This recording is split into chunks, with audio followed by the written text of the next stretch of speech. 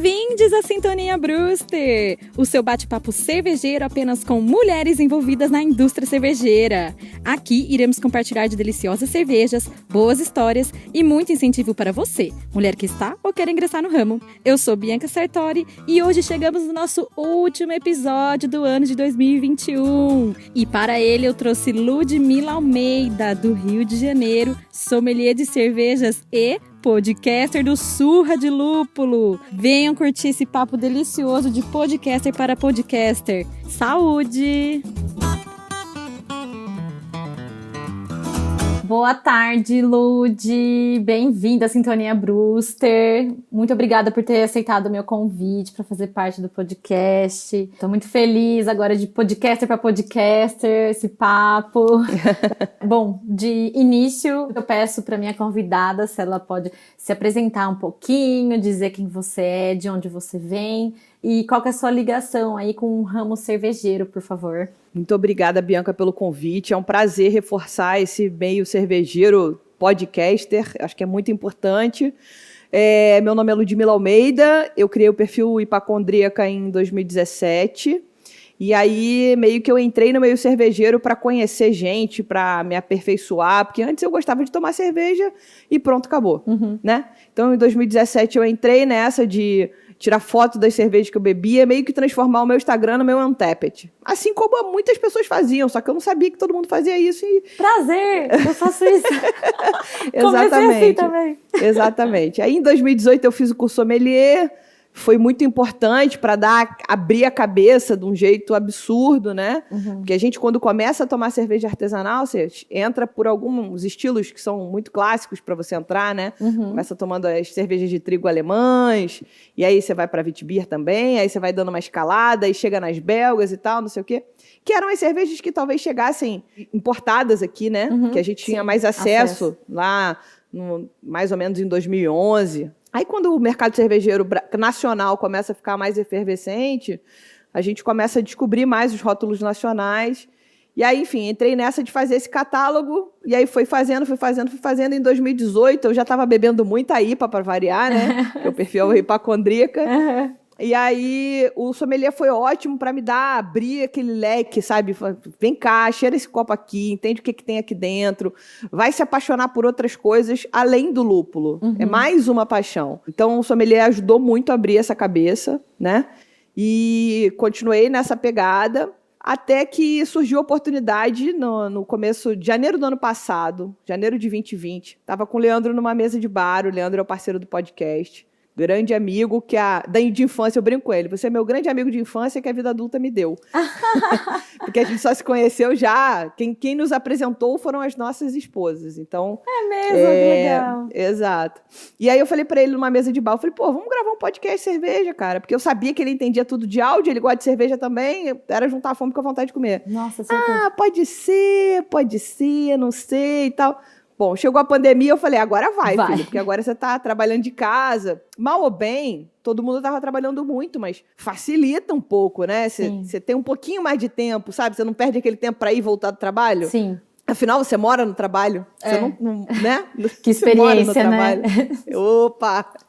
E aí, a gente começou a gravar o Surra em março, e ele foi ao ar em abril. E foi ótimo, foi uma resposta muito legal, imediata. E, enfim, aí a gente foi crescendo a partir daí, as coisas foram acontecendo, né? E eu acho que Surra de Lúpulo é muito menor que a Hipacondríaca em relação de tamanho de seguidor e tal, mas certamente foi o que me deu mais visibilidade, porque essa coisa do contato pessoal com as pessoas, de conhecê-las, né? Conhecer pessoas que você admira, e chamá-las para conversar, para uma entrevista, você começa a aprender com elas de um jeito muito próximo. Demais. Então a gente conseguiu fazer isso e tá muito bacana. Nossa, Lud, muito legal. O Surra de Lúpulo é ótimo mesmo. Eu preciso ouvir todos os seus episódios, porque eu ainda não maratonei eles, mas os poucos que eu ouvi estão ótimos. Parabéns, inclusive, pelo trabalho, viu? Obrigada. Mas voltando um pouquinho pro Hipacondríaca, conta pra gente de onde veio o nome Hipacondríaca. Você comentou que você gostava do lúpulo, né? Enfim, lá no começo as artesanais. Veio daí? Tem alguma história, o nome? Não, na verdade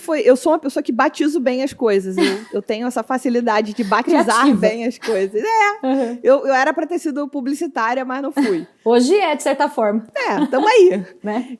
Então, assim, eu sempre, nesse período, eu tava bebendo muita IPA, né? E é uma coisa que eu brinco muito com os seguidores. Eu falei, ó, quem falar aqui pra mim que nunca comprou uma cerveja pelo rótulo é mentiroso. Verdade. Que não existe isso. Verdade. Você entrou no mercado cervejeiro, você é atraído por aquela lindeza, né? São rótulos maravilhosos e tal. Então eu fui ficando fascinada pelos rótulos, pelas IPA, até que me veio essa... Porra, tem a história do hipocondríaco, a pessoa que tem mania de doença. Eu tenho mania de IPA, então virei a hipacondríaca, entendeu? Muito criativo. Sem H...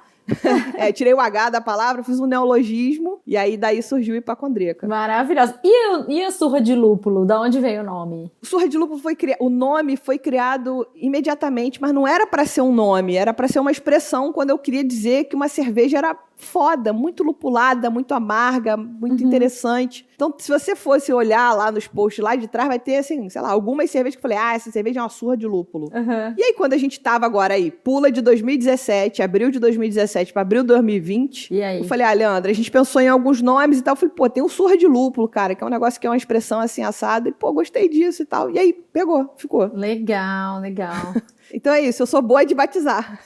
Ótima, adorei. Então até o Surra de Lúpulo veio do seu Instagram, antes mesmo de ser criado o podcast. Exato. De ser pensado no podcast, vamos dizer assim. Muito antes. Entendi. Ele já esteve no meu, sabe, na bio, quando você fala, hashtag hipacondríaca, surra de lúpulo, e as pessoas gostavam da expressão. Só que eu não massifiquei, eu achei legal, mas não massifiquei. E surra é uma associação ruim, né, cara? Hoje eu fui tentar fazer um comentário no Instagram, engraçado, escrevi surra, aí o Instagram falou, esse comentário não é permitido na plataforma. Nossa, verdade. Tem que tomar maior cuidado, por exemplo, explicar pra gente, olha só, surra não é nesse sentido.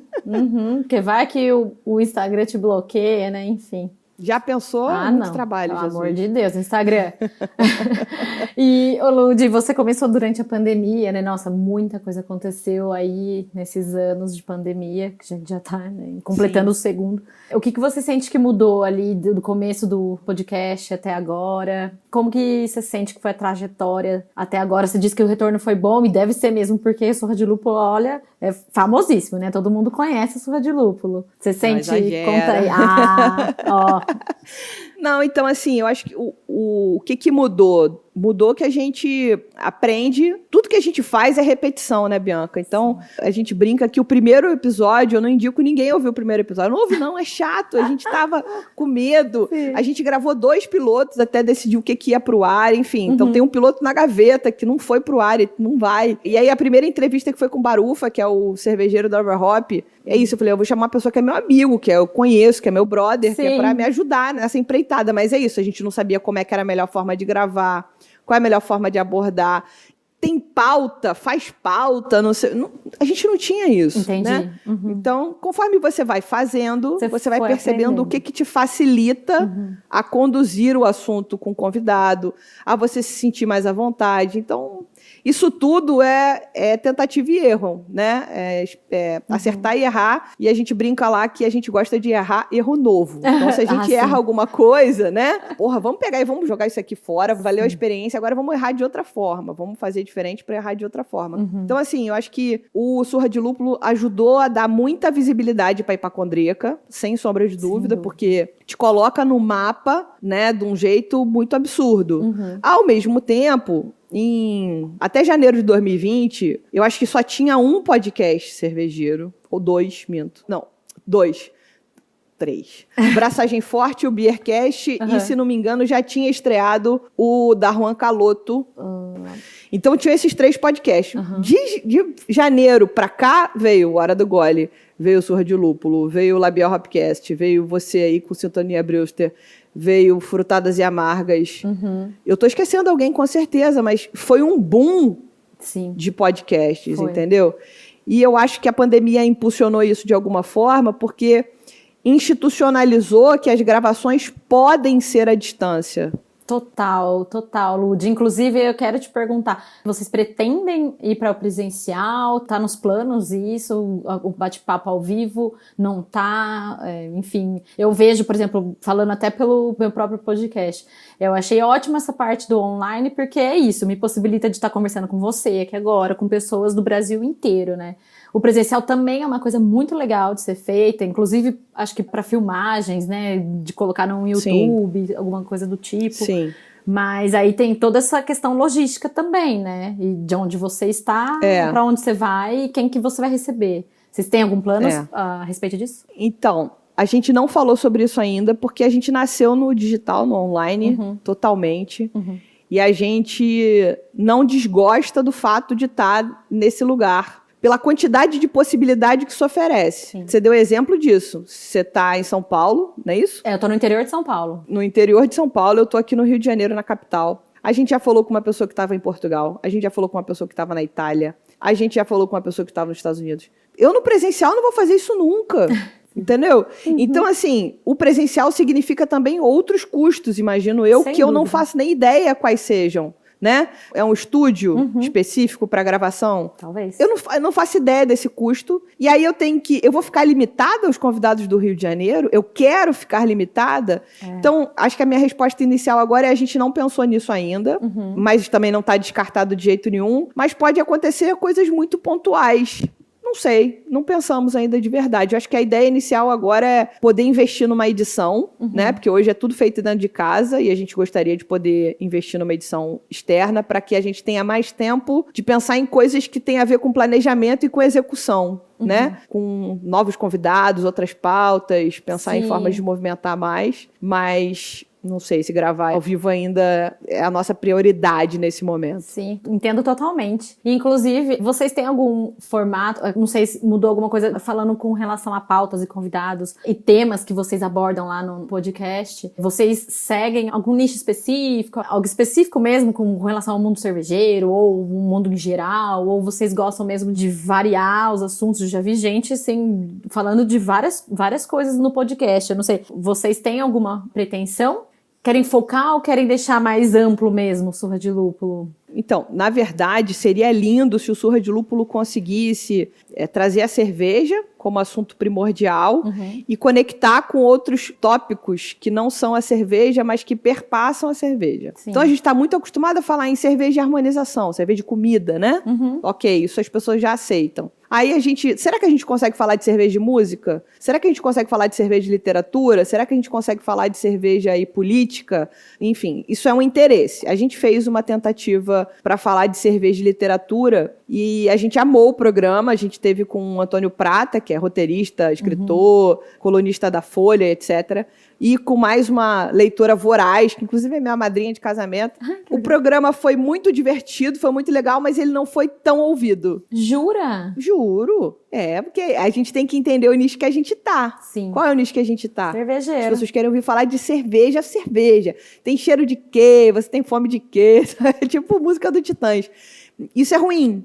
Porque e aí eu vou funilando para falar só com 2%, né? Que é o dito mercado de cerveja artesanal. Então, assim, a gente vai fazer mais tentativas, porque eu acho que é importante, e a gente só vai conseguir aumentar, que é uma palavra que eu amo, que é a podosfera, né? Que é esse espaço, esse mundo de pessoas que ouvem podcast, se a gente for falando de assuntos, sabe? Menos nichão e mais abertos um pouco. Seja pro nicho abrir os olhos para outra coisa, seja para eu buscar alguém que está fora do nicho e que eu posso trazer para dentro. Então, assim, a ideia... Hoje as pautas são construídas pensando no mercado cervejeiro e a gente já descobriu algumas coisas com isso. Uma delas é que quem mais gasta dinheiro no mercado cervejeiro não sou eu, não é você que gosta de tomar cerveja. Quem mais gasta dinheiro no mercado cervejeiro é quem quer produzir cerveja, é o cervejeiro caseiro. Entendeu? Esse cara é o pau do circo, digamos assim. Sabe aquele mastro que segura a tenda do circo, a lona do circo? É o cervejeiro caseiro.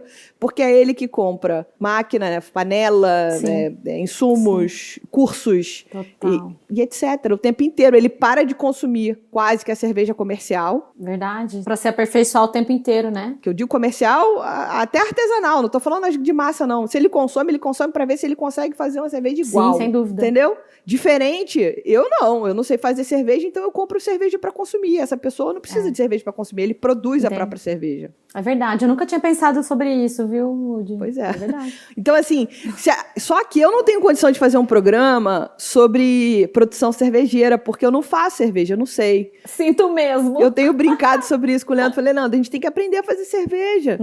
Porque a gente quer falar com essa pessoa também. Claro. É impossível você não saber uma coisa e chamar alguém para falar sobre isso? Claro que é. Impossível? Você acha impossível?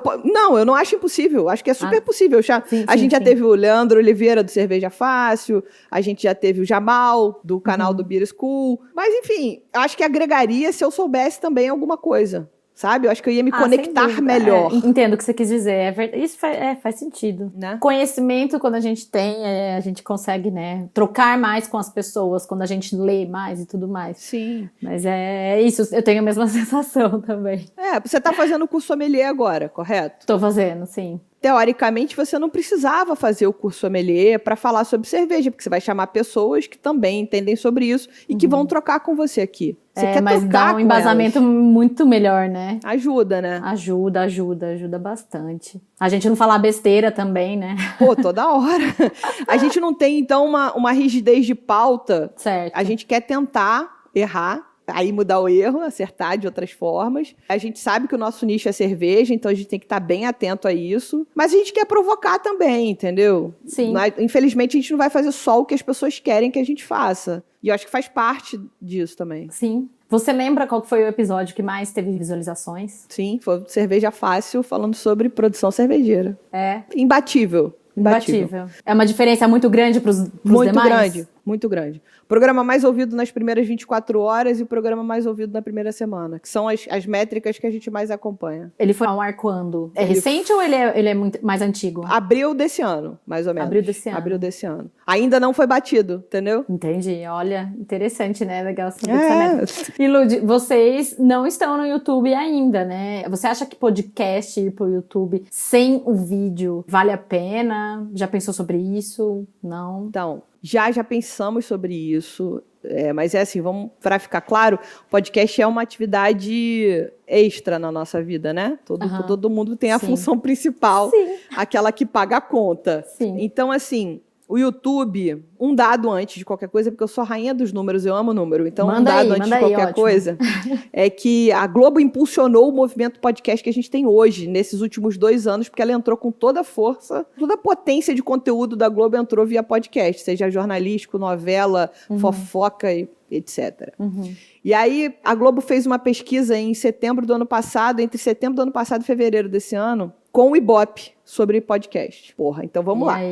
O maior player do mercado de comunicação busca o nosso instituto máximo de pesquisa para fazer uma pesquisa sobre isso. Certo. O que eles descobriram é que o YouTube é o maior canal para as pessoas ouvirem podcast. Olha, interessantíssimo isso. É interessante, é uma realidade, mas é um contrassenso na raiz etimológica do que significa podcast. Sim, total. Entendeu?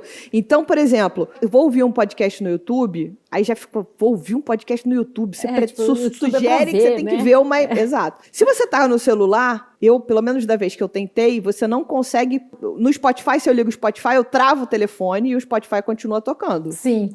No YouTube, não. No YouTube, não. Tem que estar aberto, né? Tem que estar aberto, porque sugere que você tem que olhar uma tela para fazer isso. E eu não necessariamente quero ouvir um podcast olhando para uma tela. Eu quero lavar a louça, eu quero andar de bicicleta, eu quero fazer faxina, blá. Sim. Então, assim, eu acho que o YouTube é que já começaram a mudar a característica do podcast para que ele seja também visual. Sim. E tudo bem, gente, pelo amor de Deus, eu não tô aqui para lutar contra. Mas significa isso que a gente falou, mais investimento, mais tempo, vai ser sem nenhuma edição, vamos simplesmente botar lá tudo que tá rolando no ar, entendeu? Enfim, imagina, eu não sou o Faustão, eu não tenho experiência em fazer um programa ao vivo, entendeu? Não, sim, lógico que eu entendo. Então, você imagina, você vai ter que fazer um programa, vai ter que editar. Mas poderia ser gravado.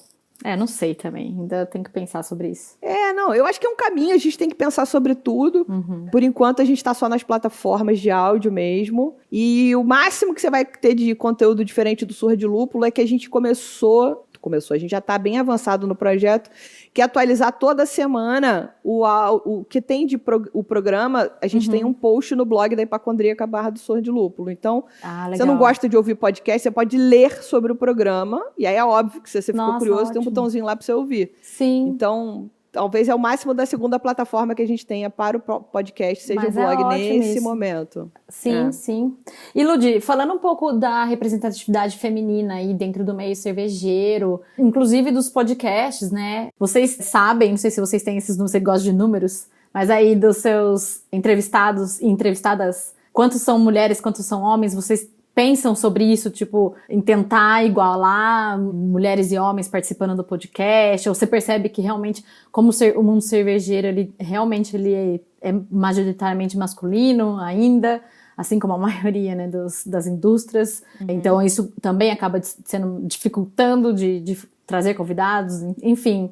Como que você enxerga a representatividade feminina aí dentro do meio cervejeiro e dentro dos podcasts? Bom, eu acho que o Sorra de Lúpulo foi o primeiro podcast que teve uma mulher apresentadora na bancada desde o começo.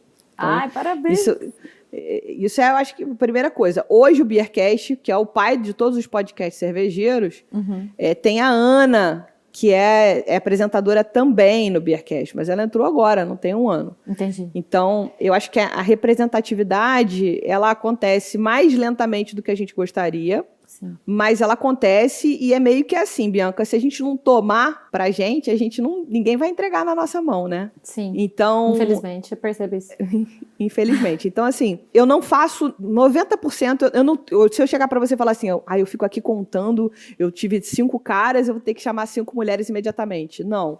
Mas existe um balance bem interessante e é impressionante que a quantidade de mulheres que nós falamos que são mestres ou doutoras, né? Porque é mestre, só é doutor quem já é mestre. Eu tô falando uma besteira muito grande. Acho que você não pode sair da universidade e fazer um doutorado direto. Você precisa do mestrado. Você precisa passar pelo mestrado. Sim. Ou seja, a maioria das mulheres com as quais falamos eram mestras ou já doutoras. Ou seja, são pessoas muito qualificadas, que estão na posição de mercado que elas estão, não é à toa. Então, por mais que a gente talvez não tenha falado com tantas mulheres quanto os homens, a gente traz uma exaltação da guerra e da potência que o feminino traz de uma forma muito latente, né? Legal. Mas assim, a gente percebe, vou te dar um outro exemplo de um programa que é super interessante e não foi tão ouvido quanto poderia. A gente fez um programa com a Débora Lenin, da Proa Cervejaria de Salvador, e com a Priscila Pessoa, que é carioca, mora na Bahia e é presidente da Acerva Baiana. Legal. Era para falar de empreendedorismo feminino na Bahia. Foi pouco ouvido.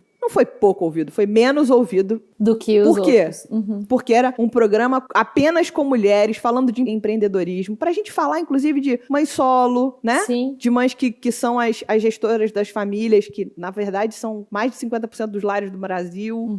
Enfim, e aí é isso, essa massa que houve, tá faltando a mulher também pegar e tomar pra ela esses assuntos de dar audiência. Porque o cara dá audiência. Eu sinto essa dificuldade, exatamente, porque o meu podcast, ele é só com mulheres, né? Então, interessante porque os dados que eu pego aqui, ele tá bem dividido a audiência, sabe? Entre homem e mulher, um pouquinho mais, inclusive, de homens que ouvem, o que eu acho muito bom, porque, de fato, eu quero colocar mulheres, mas quem tem que nos ouvir são eles também, entende? Sim, não só elas, eu quero dúvida. Incentivar outras mulheres, sem dúvida também, acho que é muito importante pra gente trazer mais mulheres pro mundo cervejeiro e tal, mas eu acho que as nossas vozes precisam ser ouvidas, principalmente por eles, que são as pessoas que, ao meu ver, precisam mudar, entendeu? Pra ontem, imediatamente. Então, sim.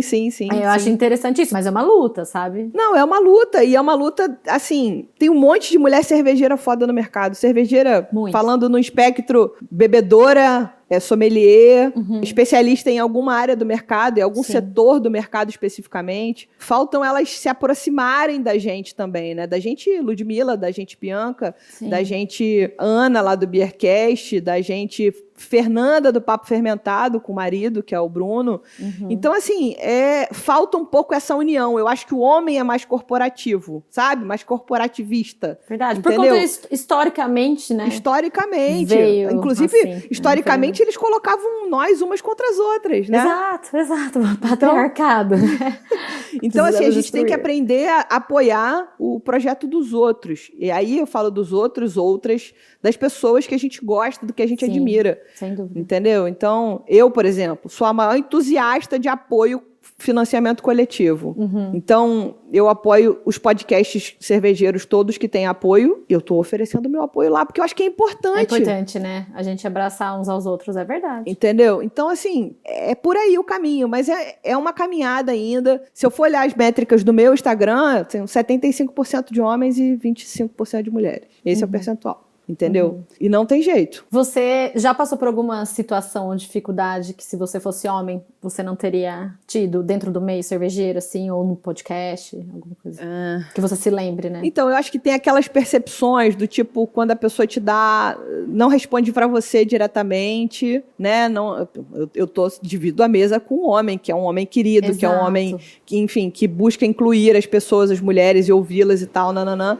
Mas já aconteceu, assim. Mas isso faz parte e eu vou dizer que talvez eu sofro menos algumas coisas. Primeiro, porque eu não tô no estereótipo daquelas mulheres que são absolutamente desejadas pelos caras e tal, sabe? Eu não faço essa linha. E aí tudo bem, eu fico meio que protegida nesse limbo. E tá ótimo. Segundo, porque eu sou gay e sou assumidamente gay, então as pessoas já conhecem a minha esposa e tal, então eu acho que rola também aquela barreira. Isso. Terceiro, porque eu acho que eu sou muito fanfa. Eu fui criada por 3 homens, meu pai e 2 irmãos. Então não tem nada que eu vá ouvir na rua que eu não tenha ouvido em casa. Entendeu? Gente, sei, entendo. Então, e de boa. Na infância, tentavam botar apelido em mim, não grudava, porque em casa meu irmão me chamava de rolha de poço, velho. Não pega. Apelido em mim não pega. Então, eu acho que você cria uma certa casca, mas não é por isso que eu não acho que as pessoas precisem tratar as outras com respeito, entendeu? Eu acho que a gente precisa aprender a ouvir o outro, e o outro precisa aprender a ouvir a gente, para todo mundo falar na mesa. Sem dúvida. Todo mundo podendo discordar, inclusive, né? Sim. Debater sim, claro, não significa claro. concordar. Claro, sem dúvida. Inclusive, você também comentou, né, sobre LGBTs que ia mais. Eu não sei, talvez você saiba até mais do que eu com relação à participação deles no meio cervejeiro, que também eu imagino que seja reduzida. Sim, é pequena. O que poderíamos fazer para abrir mais portas, para oportunidades, ou atrair mais esses nichos, né, das mulheres pretas, das mulheres LGBTQIA+, enfim, né? O que a gente poderia fazer para melhorar esse cenário? Primeira coisa que eu penso é acolhimento, em qualquer coisa. Primeira coisa é acolhimento. Por exemplo, a gente gravou um programa com a Roberta Pierri, da cervejaria Sapatistas, que é de Porto Alegre. Sensacional o projeto dela, entendeu? Quero conhecer, não conheço. Porra, procura cerveja Sapatista, Roberta. E é uma louca acelerada que tá fazendo a cervejaria sozinha, botando ali, sozinha, com um grupo de apoio de outras mulheres, mas só ela é a única sócia, pelo menos era quando a gente conversou. E tem todo um significado da marca, tem tudo, e ela tem uma rede de apoio muito legal lá, que a gente até quer voltar a falar com o pessoal de lá. Aqui no Rio, a gente vai gravar na semana que vem com a cervejaria Bendita, que é de Taboão da Serra, em São Paulo, para falar. Elas são 2, é um casal, é a Eneide e a Melissa, e aí a gente quer falar de representatividade LGBTQI+, mais cervejaria na periferia, e vamos falar com a Tainá Morena também, do Servagrano, não sei se você conhece, que é um perfil aqui do Rio, que também fala de cerveja na periferia, mulher preta e tal. Então, essa é a ideia de trazer esse conceito de, peraí, vamos lá, a gente sabe que o mercado cervejeiro é elitizado, porque a cerveja custa caro, porque quem produz é o homem com nível superior, quiçá pós-superior, né, quiçá pós-graduado, com bastante grana e etc, não sei o quê, mas tem gente que está fazendo cerveja na periferia, para a periferia, ou produzindo conteúdo para aproximar a periferia da cerveja. Então, a gente também quer dar voz. Então, o papel do Surra de Lúpulo é ser instrumento, é ser palco. Eu sinto entendeu? muito isso.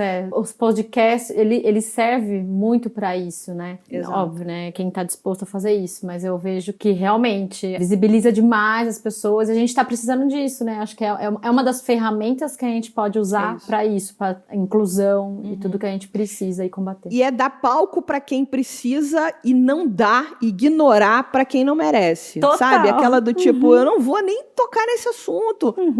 Sabe? Se eu precisar, vamos lá, falando brevemente a situação terrível que aconteceu em agosto do ano passado com a situação do racismo. Nossa, sim. Para mim, a intenção é dar visibilidade a Sara e a quem sofreu o que sofreu naquele momento. Eu não quero nem falar essa pessoa, o outro lado, pra mim não tem outro lado. Eu não vou dar visibilidade pra essas pessoas. Não existe tolerância pra com a Exato. Então, esse é o exemplo, entendeu? Então, é visibilidade pra quem precisa. A gente também tem um outro lema lá no Surra, que é a gente não quer ficar trazendo cervejaria por trazer cervejaria. Então, por exemplo, a gente já trouxe, mas agora a gente tá fazendo uma brincadeira que a gente chama de dueto cervejeiro. Como funciona? Conta aí. A gente chama a cervejaria, ainda nem foi ao ar, eu tô contando uma porrada de spoiler aqui, mas vamos lá. Ah, meu Deus!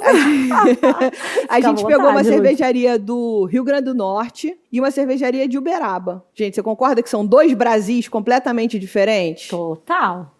Então, são cervejarias pequenas, que têm visibilidade talvez só lá naquela região delas, mas a gente fica podendo descobrir um pouco sobre cada um desses negócios. Total. Como é que eles evoluíram, quais são os problemas, quais são as soluções, o que é problema para um pode ser solução para o outro. E isso é uma riqueza, porque o nosso país muito boa, né? É do tamanho de um continente, entendeu? Então a gente vai ter realidades completamente diferentes. Então esse é um exemplo, isso é uma série que a gente está fazendo. Que legal. E aí a gente busca cervejarias pequenas, que aí isso de repente ajuda uma visibilidade para elas, entendeu? Sem dúvida. Eu não vou chamar, eu não posso pagar minha língua aqui, nunca diga nunca. Nunca diga nunca. Sei lá, talvez eu não vá chamar um cara da Dogma, ele não precisa de mim. Total. A não ser que a gente vá falar sobre um assunto estrondoso, e ele seja a personalidade a falar, não porque ele é da Dogma, porque ele é a pessoa que, sei lá, faz cerveja com o pé. Tô chutando. Tem uma especialidade, entendeu? Aí muito inédita. Exato. Aí tudo bem, aí ele pode falar da Dogma e tudo bem, faz parte, mas eu dar palco pra uma cervejaria de médio porte pra grande, ele não precisa de mim, entende? Entende. Total. Eu acho que é um pouco disso aí. A gente também tem que ter noção do tamanho do... Eu não gosto de falar de arma, mas do tamanho do instrumento que a gente tem na mão. Né? Você com o seu podcast, eu com o meu, o Bira e enfim, os outros todos que estão por aí. Que poder é esse que a gente tem de chegar no ouvidinho das pessoas? Porque é isso, né? As pessoas ouvem a gente com o fonezinho dentro do ouvido. Total, Lud, total. Então, realmente é muita responsabilidade. Estamos chegando já no final, Lud. Conta pra mim, pra gente, né? Não pra mim, pros ouvintes. O que você mais gosta nesse meio cervejeiro? O que eu mais gosto na cerveja. Maravilhosa. Não, eu acho que assim, eu gosto muito da cerveja em si. Eu gosto de cerveja desde muito cedo, desde antes de eu poder gostar de cerveja, eu acho. Eu acho que a cerveja é uma coisa de muita união, sabe? Ela ajuda muito a gente a conectar as pessoas. Muito. Porque ela relaxa. Se a gente bebe com moderação, ela relaxa. Ela tem o poder de unir as pessoas, ela tem o poder de acalmar os ânimos até. Se você bebe demais... Aí não, aí você vai, enfim, inflar os ânimos. Você tem um episódio aí que fala sobre alcoolismo também, é muito interessante. Exato, é uma pauta que acho que a gente tem que também estar colocando na mesa, tem que trazer. Parar de transformar a cerveja numa coisa, ela é perigosa. Pode né? ser, sim. Exato. Carro é perigoso, né? Sim. Tudo é perigoso se você não souber usar com responsabilidade. Então, assim, o que eu mais gosto no meio cervejeiro é a cerveja. E aí eu acho que as pessoas que estão... Eu conheço ótimas pessoas no meio cervejeiro, fiz muitas amizades nesses últimos quase 5 anos, mergulhada no meio cervejeiro, porque antes eu bebia sozinha, eu em casa, com a minha esposa, com algum amigo próximo. Hoje não, gente. Hoje eu falo com pessoas que moram em Rondônia. É demais isso, Natal, né? Exato, lá no sul. Então, eu já saí tô no meio de uma viagem maravilhosa, então, mas tem uma cervejaria a 40 quilômetros daqui, vamos? Então, assim, eu acho que é isso, a cerveja me instiga, sabe? E eu sou muito apaixonada para conhecer mais e para entender o que eu posso fazer do meu lugar para ajudar essa ferramenta a girar melhor, entendeu? Eu me apego à cerveja. Quando eu descubro que uma cervejaria fechou, eu fico arrasada. É triste. Quando eu vejo um cervejeiro falando uma besteira, eu falo assim, para agora, faz certo essa merda. Então, eu acho que é isso, eu sou apaixonada pela cerveja. E aí, o que vem junto, que é bom pra caramba, são as pessoas, as conexões, né? Acho que a sintonia entre nós. Essa sintonia fina Brewster é maravilhosa, com certeza. E o Lud, pra finalizar nosso papo aí, eu gosto de finalizar com um recado aí da minha convidada pra mulherada, tanto a mulherada que só consome a cerveja ou nem consome, que tá nos ouvindo, quanto para a mulherada aí dentro do mercado cervejeiro? O que você deixaria de uma mensagem assim para elas? Bom, para quem está ouvindo a gente, para a mulherada que está ouvindo a gente e que não gosta de cerveja, bebe de novo que você bebeu errado, né? Mas pede uma ajuda para Bianca, manda uma mensagem para a hipacondríaca, pergunta para uma amiga do lado, de repente você não bebeu só a cerveja certa para você ainda, mas tem certamente, porque tem mais de 100 estilos, um estilo é para você. Então, verdade. Né? Então tem sempre aquela, cadê a tampa da panela? Existe essa tampa da panela na cerveja também, né? Não fica, drink é lindo, drink é maravilhoso, eu não sou a mãe dos drinks, eu não sou fã, mas eu acho que se permita. Prove cervejas que você vai gostar também. Para as mulheres que já estão no meio cervejeiro, eu acho que é isso, gente. É união, é sororidade de fato, né? É apoiar as causas das outras, é compartilhar o trabalho dos amigos, das amigas. É tentar ajudar de verdade, porque só de repente eu estou numa posição melhor que eu posso ajudar um pouco mais a Bianca. Em algum momento a Bianca vai estar na posição melhor que vai poder ajudar uma outra pessoa, uma outra mulher a entender, a aprender e a conhecer um pouco mais, que é o que eu tento fazer também no Instagram, que foi uma guinada 270 graus que eu dei de conteúdo, que é parar de postar foto da cerveja para falar de conteúdo. Eu tava achando que eu não tava ajudando ninguém, rolou uma crise existencial absurda. Ai, entendo. Nossa, e pior que eu tô com o meu rolo da câmera cheio de fotos que eu tirei e ainda não postei. Eu falo, ai meu Deus do céu, mas não faz mais sentido ficar postando ou faz sentido? Será que alguém vê? Será que alguém não vê? Fico, ai meu Deus, tem que ter um conteúdo muito bom pra, tipo, falando sobre a cerveja pra postar, fora a foto, que a foto, né, não sou uma fotógrafa profissional, aí você vai ver aquela foto e fala, Isso é repetição, é a mesma coisa, tudo é repetição, mas assim, o que me passou na cabeça, primeiro foi, eu demoro a beber a cerveja que eu comprei. Entendi. Porque eu não dou conta. Sim. Né? Aí quando eu bebo, quando eu vou postar, esse lançamento já acabou e já não, a pessoa já não faz sentido. Adorei, Lud, eu quero comprar. Não tem mais. Então eu falei, gente, eu sou uma fraude. Eu sou uma fraude. Não, e aí eu mudei completamente o estilo de conteúdo para eu poder entender um conteúdo de mais valor para o seguidor, para a seguidora. E é isso, assim, se vocês precisarem de tirar alguma dúvida em que eu possa ajudar, podem contar comigo. Eu quero ajudar as mulheres do meio cervejeiro naquilo que for possível sempre. Então pode engatar aí e deixar o seu contato, onde que te encontra. Beleza. Bom, vamos lá. Você me encontra todo dia no @hipacondríaca. Toda quinta-feira você me encontra no @surra de lúpulo no Instagram, né? O Surra de Lúpulo tá no Spotify, tá no blog hipacondríaca.com.br. Enfim, é super simples me acessar, eu respondo todo mundo, assim, não tem nem... Eu sou psicótica, sem o toque, não tem nenhuma pergunta, nenhuma mensagem minha sem resposta no Instagram, então vai ser um prazer conversar com quem quiser falar sobre qualquer coisa comigo, tamo junto. Legal, Lud. Olha, eu te agradeço mais uma vez por ter topado participar, hoje em especial, porque não está sendo um dia fácil para o mundo cervejeiro, infelizmente a gente está gravando num dia que o mundo e o meio cervejeiro perdeu uma mulher, e quando a gente perde uma mulher, nós mulheres também perdemos um pedacinho nosso. Eu até não sabia se eu falava aqui ou não, mas eu quero te agradecer porque realmente é uma coisa que marca e marcou todos nós, né? Todas nós, principalmente como mulheres. Daí a Érica Barbosa deixou aí um legado. Eu, infelizmente, não tive a oportunidade de conversar com ela. Como eu sou nova ainda no ramo, como eu te disse antes da gente começar a gravação, eu tô conhecendo vocês. Eu já a seguia, mas eu não conhecia tanto e eu vi o quão importante a representatividade que ela teve. Então, eu acho que é importante eu colocar aqui meus sentimentos para a família dela, para os amigos dela, para todo o meio cervejeiro, todo mundo que tinha algo de bom para ela.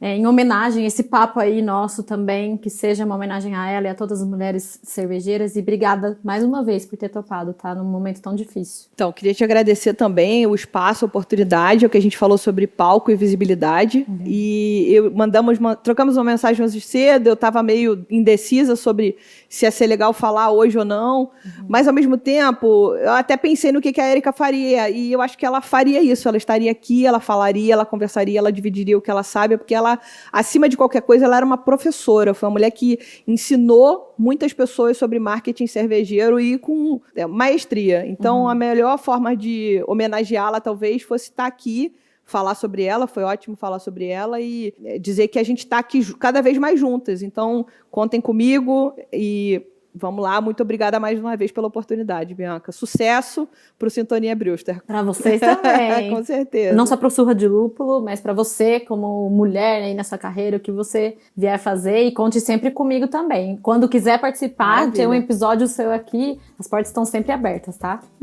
Maravilha, muito obrigada. Eu que agradeço. Muito obrigada a todos vocês que estiveram conosco durante este ano. Estaremos juntos novamente em 2022. Cheers!